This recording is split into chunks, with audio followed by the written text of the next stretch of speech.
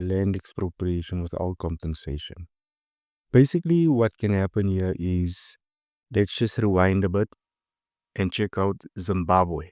How did this work out for Zimbabwe? Did not work out at all. It went to such an extent that they actually called the white farmers back because the country was basically starving to death. And now this is what Ramaphosa wants to do to South Africa. They want to expropriate mostly white farmland um, without compensation. So they want to just take this land, even though in the past they actually bought the land. It wasn't given to them because the apartheid government was not that generous. Everything came at a price, just like it does today.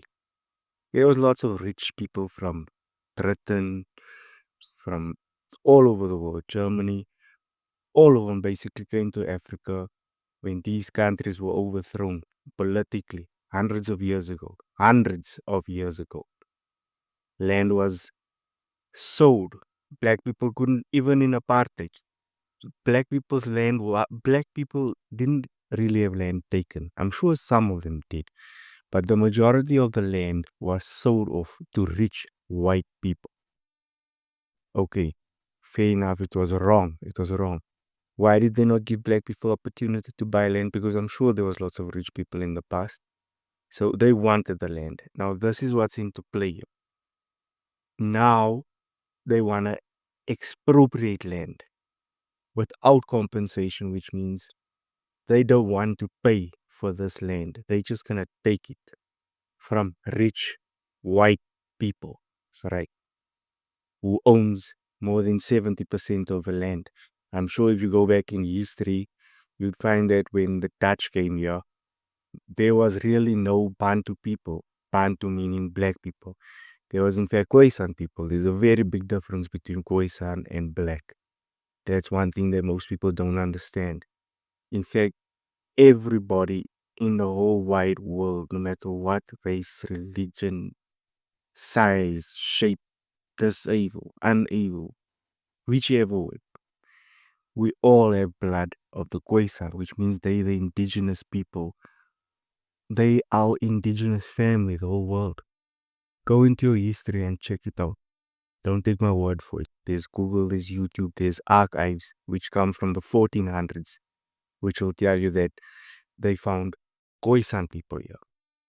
So which means there was white people living here before there was Bantu people.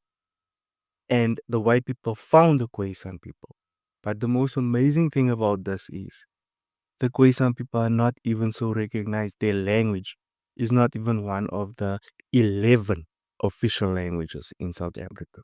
Okay, sorry, now 12, because sign language is also an official language now. But yet, none of the Nama languages. Just go into your history. Don't take my word for it. And now they want to expropriate white people's land and turn this place into Zimbabwe. What Zimbabwe was when Robert Mugabe did the exact same thing. How did that play out? They ended up giving the white farmers the land back because the whole country was starving to death. Let's think about that for a while. We're already struggling so much with food and stuff.